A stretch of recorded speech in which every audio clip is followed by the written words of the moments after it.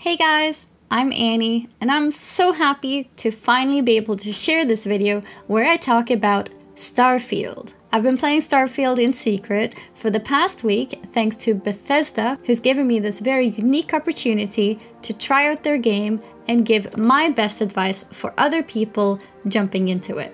Don't worry, there will be no spoilers. We're not discussing the story here. We're just going to be focusing on everything to do with gameplay.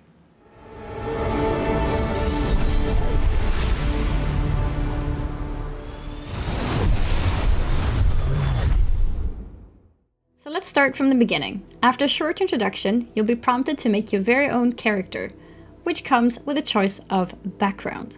Each background consists of 3 skills, a topic we'll get into more later. And while this is a permanent choice, all of these skills are unlockable later, no matter what you choose.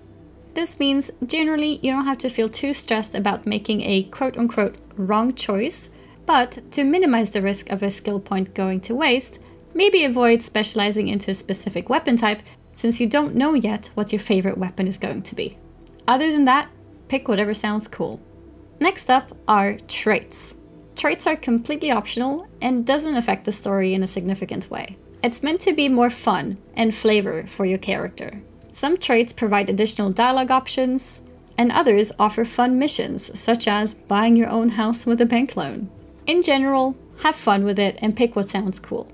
The 3 traits I picked were Alien DNA, sounded like a solid choice for survivability, Kid Stuff, because I wanted to see what my parents were up to, and thirdly, the Wanted trait, because I was curious about what bounty hunters were, and the extra damage boost when low on HP sounded pretty useful. Now, let's talk about skills. Skill points are gained every time you level up. There are a few key skills that unlock access to very crucial mechanics in the game, and I do highly recommend you taking these early on. An example of this is Boost Pack Training, which allows you to engage with the Boost Pack. Without this, you cannot float in the air, which is a pretty big deal. It's really useful to reach higher places, and it also helps during combat to avoid some melee hits. Another example of a skill which unlocks a unique ability is Theft, which you need if you want to pickpocket NPCs. The skill Sneak allows you to sneak around enemies and can help you avoid combat entirely if you'd want to. Security is also a useful one as it allows you to pick more difficult locks in the game. All in all, keep an eye out for those skills that seem to unlock something that you otherwise cannot do. And on to the next topic, we have keybinds. Keybinds in Starfield are extremely useful. We're taught early in the game how to navigate the game using the tab button, and while that works perfectly fine, I highly recommend using binds for specific purposes. Some useful examples for this is I for inventory, P for skills, and L for missions. Also, holding tab while in the menus is the quickest way to exit it, without needing to go through all of the layers. Keybinding weapons is simple, but it can be really easy to miss how to do it. What you want to do is make use of the quick menu. To do this, simply navigate to your inventory, mouse over the weapon of choice, and press B or whatever keybind you have for favoriting. This brings up the quick menu, and you can slot it wherever you want. You can also bind medkits and other consumables in this way. If you can't remember specific binds, you can always bring up the quick menu while running around in the game by pressing the letter Q. If you find yourself RP walking, this could be because you accidentally hit the caps lock button. This is the default bind to toggle between walking and running. Now let's talk about HUD and UI. In the mission menu, you can track or untrack a mission simply by clicking on it, indicated by the blue bar. While running around, you can pull up your scanner to help navigate to your objective by following the arrows which appear on the ground.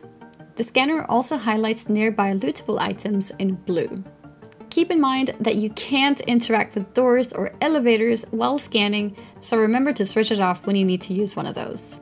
Further dive into the HUD, and we discover the ship's power system. The ship's power system can be found on the bottom left of your screen while in spaceflight.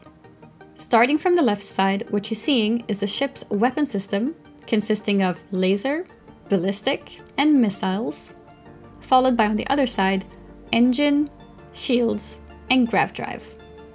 You assign power to each of these bars by making use of the Alt key together with WASD. It's important to have a minimum of 1 point of power in each of the weapons in order to use it at all. Without 1 point in engine, your ship actually can't move, and no points in shield means your ship's hull is vulnerable. The grav drive is necessary in order to travel between systems.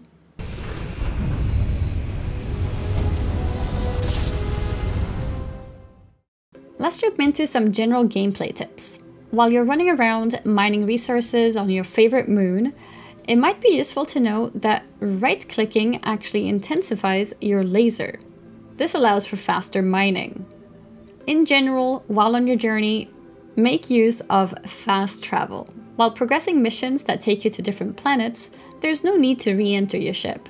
Simply fast travel by bringing up the map.